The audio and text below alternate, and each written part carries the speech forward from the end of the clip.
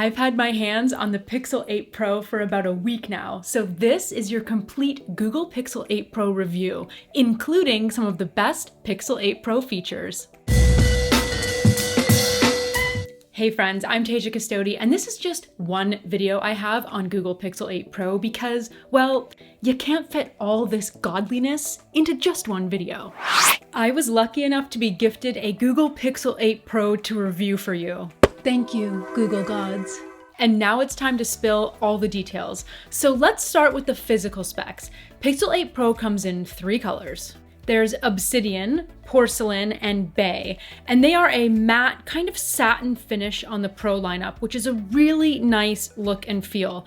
It feels almost velvety smooth in my hand, though I will be putting a case on her. The Pixel 8 Pro features a recycled aluminum frame like some of its predecessors. The one I have is in Bay, which is a pretty soft blue, kind of like a robin's egg. I find the bump on the camera bar is maybe a literal hair bigger than on Pixel 7 Pro. It's really hard to tell, but it's packing some powerful cameras.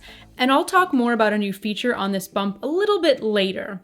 You'll also notice the cameras have been placed more aesthetically on Pixel 8 Pro. When it comes to size, Pixel 8 Pro is 6.4 inches by 3 inches at a depth of 0.3 inches, and it weighs about 7.5 ounces, which is arguably the same weight-ish as Pixel 7 Pro.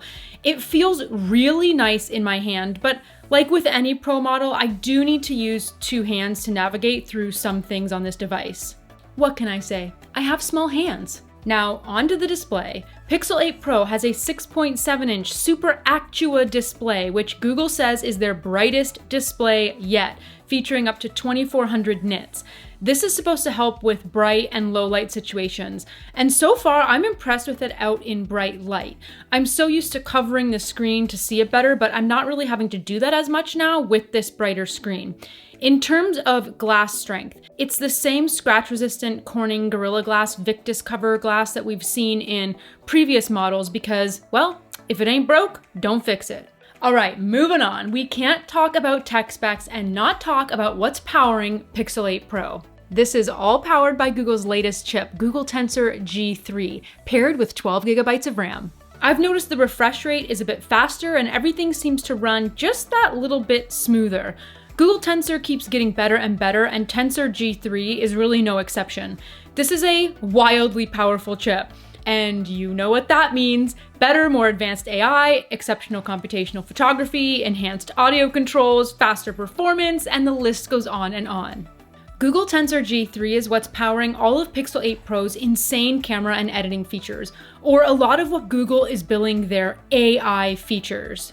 And if you want an in-depth review on the best Pixel 8 Pro camera features, that video will be linked in the description below. But for now, here's a quick rundown, a little overview for you of the best camera and video specs. On the back of Pixel 8 Pro, we've got a 50 megapixel Octa-PD wide camera with an 82-degree field of view. There's a 48 megapixel quad PD ultra-wide camera with autofocus and 125.5 degree field of view.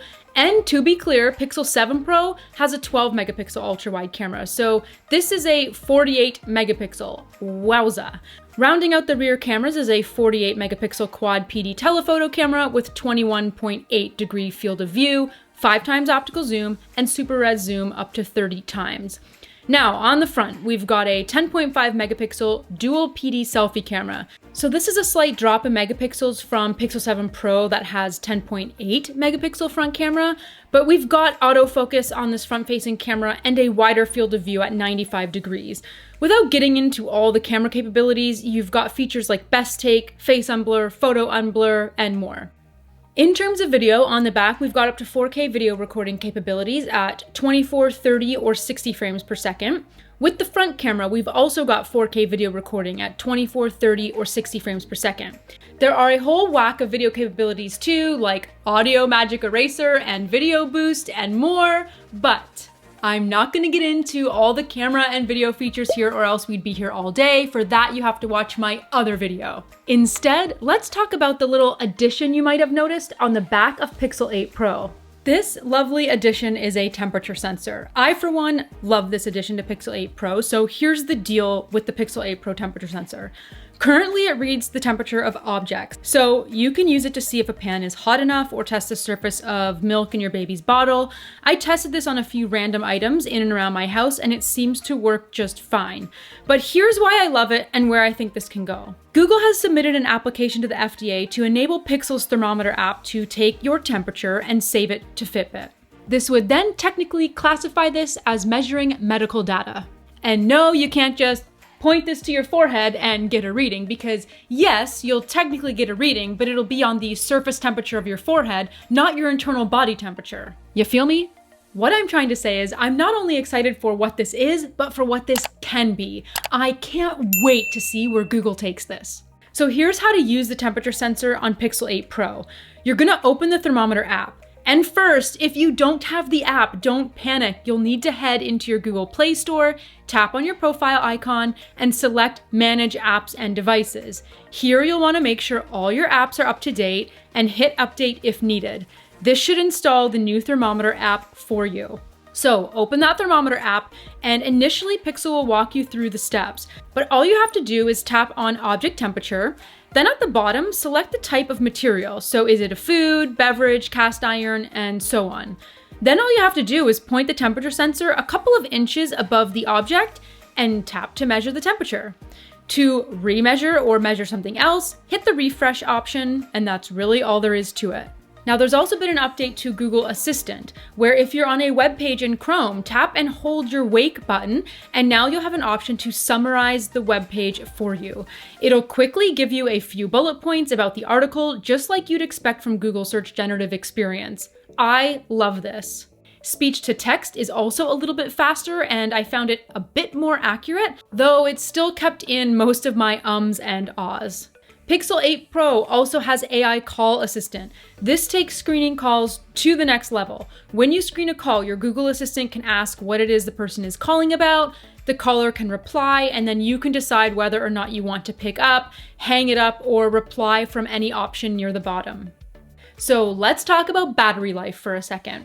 The battery has gotten a slight upgrade in Pixel 8 Pro from the 7 Pro at 5,050 milliamp hours, up from 5,000 milliamp hours.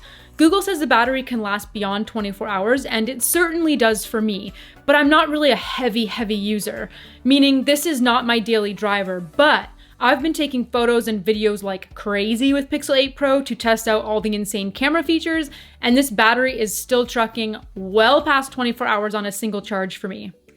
And as a quick note, just like with Pixel 7 Pro, you have the battery share option with Pixel 8 Pro as well.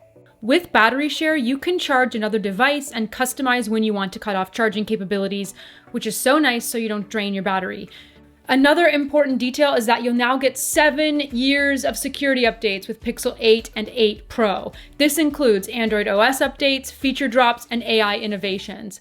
Pixel 8 Pro starts at $999 US and is available now. So overall, I'm pretty impressed with Pixel 8 Pro so far, though it's gonna take a lot to drag me away from Pixel 7 Pro because the software in these babies is just so, well, pixel good. Beyond the smooth finish and the temperature sensor, the biggest selling points are, of course, the cameras and the computational photography capabilities. The real software gut punch, which I'm diving to in another video. Oh, this is gonna be good. So now I wanna hear from you. Will you upgrade to Pixel 8 Pro? Why or why not? Let everyone know in the comments below. As always, thank you so much for watching. If you like this video, well, I wanna know. So give it a like, a share, or leave that comment below. You can click right about here to subscribe to my channel, and here and here for even more Pixel 8 Pro content. You know you wanna. Thanks for watching. Bye.